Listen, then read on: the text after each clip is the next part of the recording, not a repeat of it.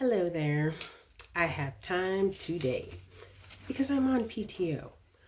So, right now, I want to talk about some economic issues that are going on in America. Um, I saw a influencer here on YouTube talking about Trump is proposing a 50-year mortgage for people that want to buy homes. And I said, "You've got to be kidding me." So I went and I searched it on my own, and no, it is true. Trump is proposing a 50-year mortgage for young home buyers, and that I'm absolutely dumbfounded that anyone would say anything like that, or a thought would be even in their head. Um, One thing about Trump, even if he was a better person, like I have a long list of things that I don't like about him, but even if he was a better person, people really still should have been skeptical that a real estate heir wanted to be president. People really should have considered that because to me, that seems like a huge conflict of interest. He is a real estate heir. His children are next generation real estate heirs. His son in law is a real estate heir, and they're in a position to influence policy. So people really should have thought about that. It doesn't seem like a good idea to me, but hey, what do I know? But anyway, a 50-year mortgage on a home. Let's think about this. Let's break this down. Now, I have heard of 30-year mortgages, maybe 20, maybe like 15. Um, I'm not a homeowner, so I'm not real well versed in this topic. But I've heard of, like 15, 20, 30-year mortgages. The average lifespan is not going to change to suit a 50-year mortgage. Even if a person lives longer, you have more years as an old person. You don't have more productive years. Let's break this down. Let's say an average lifespan is 75 years. Well, the first 18 years is, childhood. Okay. And then the next few years after that of young adulthood, those are years spent establishing yourself. Very few people have very much money, when they're, 18 to 22 or something like that. Um, and sometimes it goes way longer than that. I mean, unless there's like a family business that you were raised in that you just kind of like step into and start making a lot of money at a young age, or you're a model, or you're LeBron or Kobe or somebody like that. Most people, when they're like 18 to 22, just, they're just kind of, stepping out and just trying to establish themselves. So, really, you only have maybe 20 or 30 productive like working years. And honestly, in this economy, even people who are way older, I mean, just don't make a lot of money because there aren't that many career paths that really pay a lot of money um, in this day and age. And some of those career paths, like let's say being a doctor, that requires like $400,000 worth of education. So, I mean, it's just real unrealistic. It's just unrealistic. I mean, I just was like thinking about this. I was like, 50-year mortgage? That's stupid. So, the whole point of trying to buy a house is so hopefully you can either get it paid off so that when you're older, you have a place to live that you don't have to pay rent on, or have a mortgage on, or you have hopefully have enough equity in the home so you can sell it and then maybe make some other plans for a different phase in your life. But like a 50-year mortgage, that just seems unsustainable to me, like no sense whatsoever. And even if a person does take on a 50-year mortgage when they're young, like let's say like 25, let's say a 25-year-old couple. I mean, I don't know. I mean, they might get it paid off if they're lucky when they're 75, and then maybe they'll have a few years to enjoy it. But I don't know. And they're doing this because housing prices are going up so much. So instead of letting the market adjust and those housing prices go down, um, which is what's supposed to happen in capitalism, they're just going to try and keep the, or they're going to keep the housing prices high and just sign people up for these ridiculous mortgages, which is what's happening with cars. So I mean, I guess it's working. Um, the last time I bought a car, I had a 7-year loan on the car, and I didn't even know it until, like, I didn't know it right away. But I signed up, or I went and bought this car. I had a note. The note I thought was very reasonable. That was really what I had, discussed at the dealership. And prior to that car, again, I never heard of car loans being more than like 5 years. I heard of them being like maybe 1, 3, or like 5 years, never 7. So anyway, at one point I like actually looked at at the paperwork that at that time, they were still sending bills in the mail. That doesn't really happen as much anymore. And I actually looked at it and I was like, 7-year loan. We're doing that. So anyway, yeah, I mean, I paid the car off. I actually got it paid off early. But here's another thing about like online bill pay and stuff like that. When I was paying off a car, I was dealing with writing a check and sending the check in the mail. And I would pay extra, like I would pay double sometimes. Because again, once I looked at the paperwork, those finance charges were like kind of high. I was like, okay, that'll eat a person up. And anyway, so I was able to pay the car off early.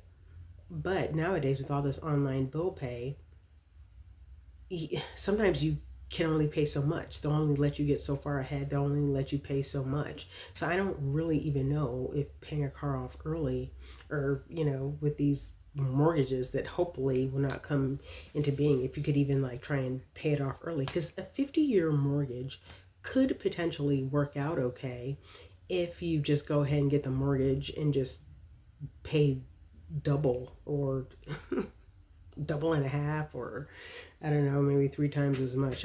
I don't know, but I think it's absolutely absurd. Okay, fast food restaurants. Wendy's is closing a bunch of restaurants. Now, I love Wendy's. I think they're wonderful. But the one that is closest to my house, which at one point I frequented quite a bit, it was, they had some service issues. Um, to me, like pretty significant. So I stopped going. And so I really don't eat Wendy's like I used to. I think I've had Wendy's maybe once in like 10 years, but I used to eat Wendy's like all the time. The only reason why I went that one time is because I was having a car repair done, and the Wendy's was next to the car repair place, and I could just walk across the lot and have some lunch while waiting on this car repair work. But Wendy's is closing some restaurants. Chipotle is saying that sales are down, but they want too much, like the price is too high. And it's not necessarily so much that people can't go and pay, $15 for a value meal if that's what they want to do. Plenty of people have $15 in their pocket to spend. It's just, it is not worth that much. Honestly, I think it's the same way with a lot of these houses. Like, I look at a lot of these housing prices. I read an article and it said something like the average house in America is like $300,000 now. But a lot of these houses that they're selling for $300,000 to me are not worth $300,000. The new construction is These houses are basically made out of paper mache. If it's like an older house in the hood that might be a nice house, it's in the hood, which honestly is fine for the right price. It might be worth it to make certain compromises. But I mean, it's a house in the hood, and it's just like, y'all want that much? There are some houses around here locally that I look at, and it's like the house is like literally 100 years old or more, and they want like $180,000 for it. And it's like, are you kidding me?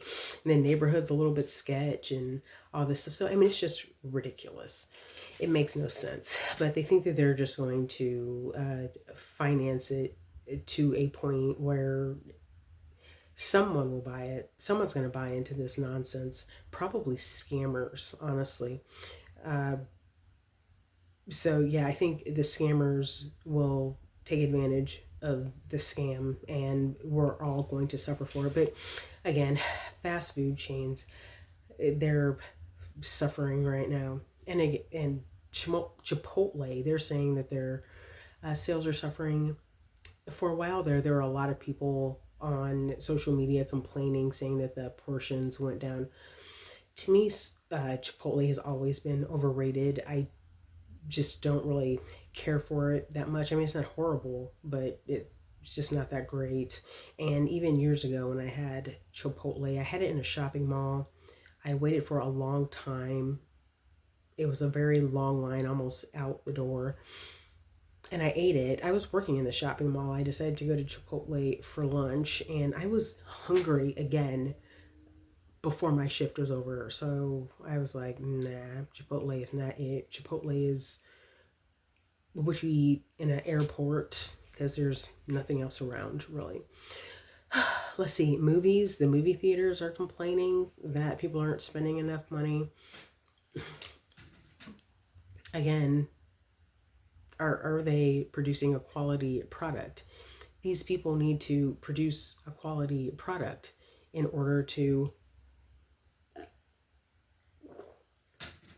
sell tickets.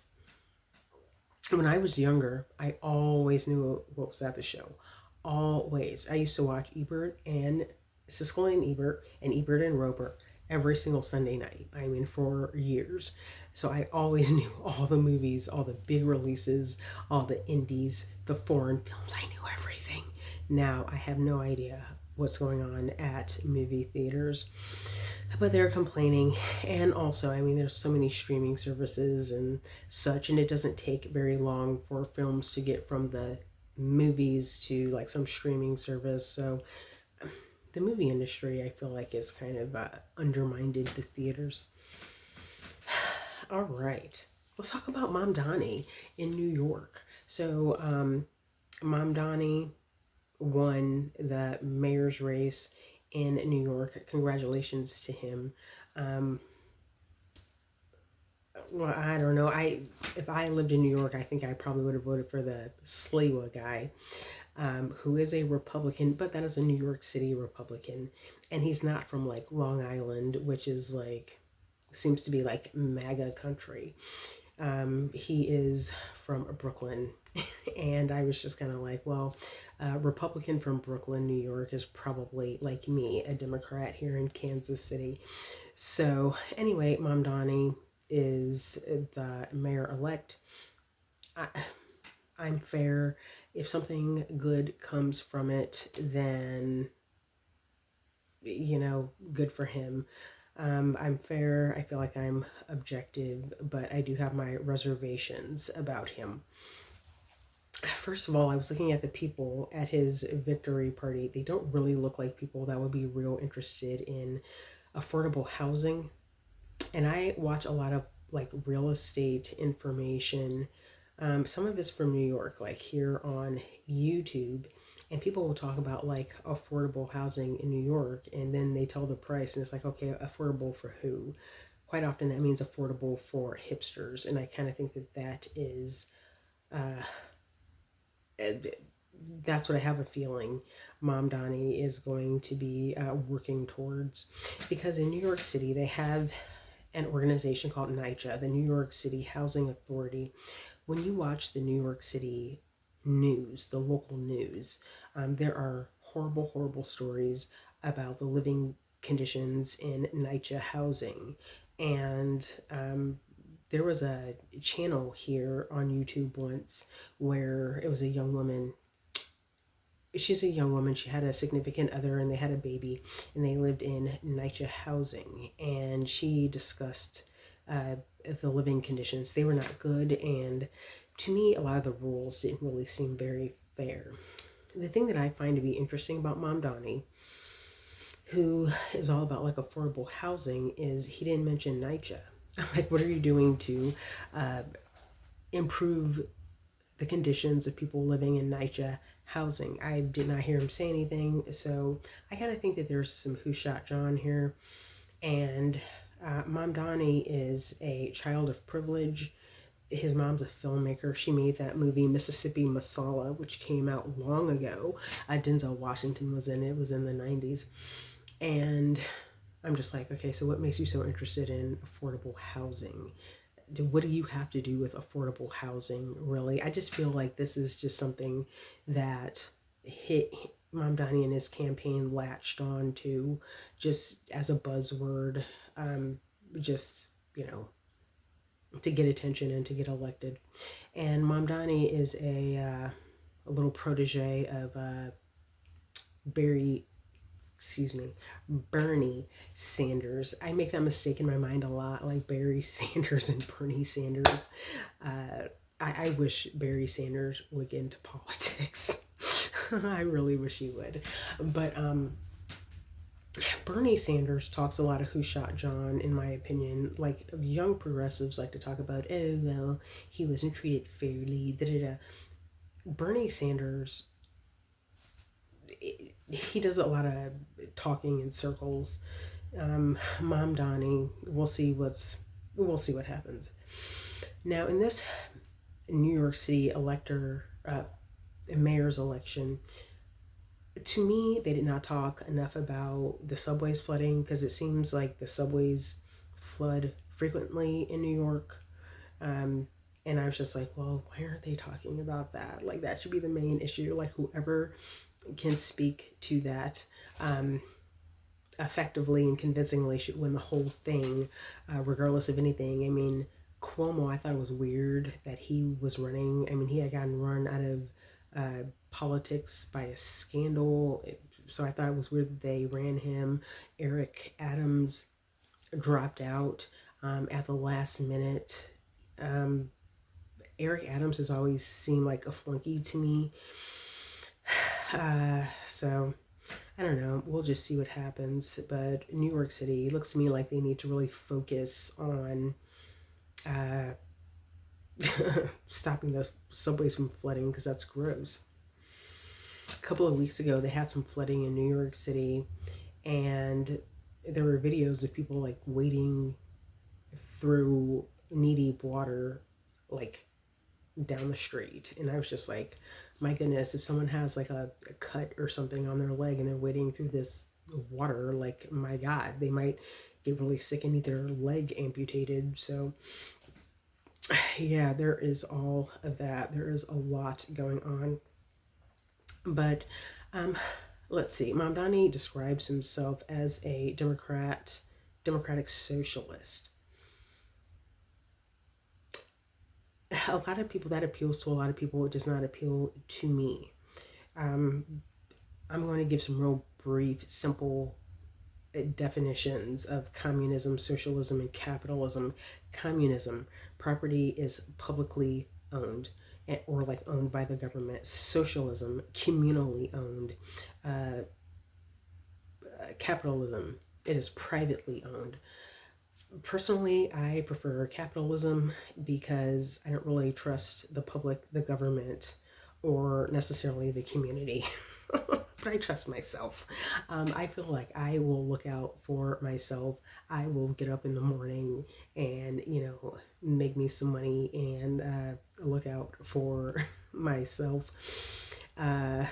And Yeah, that's who I trust. That's really what I'm most comfortable with. And I just really feel like politicians need to just encourage more avenues so people can care for themselves and look out for themselves. And they should be in favor of affordability. So, capitalism is not a bad system. It's just that what we have right now is not really capitalism. What we have is a lot of bought off politicians and um, really conglomerates working against consumers. So, yeah, that's all I kind of had to talk about. Wanted to get that off my chest, but yeah, I was just floored when I heard about a 50-year mortgage. I was like, good grief, that's not the human lifespan is not going to change. Like the years of youth you have are not going to change. So that doesn't seem like a good idea. The only way that might work is if a mortgage can be transferred to like a next generation and then they can move on with it. That's the only way I see this working. But that would all really predicate on family relationships and stuff like that. But anyway, that is what I have to say about that. Thank you and have a wonderful day. Bye.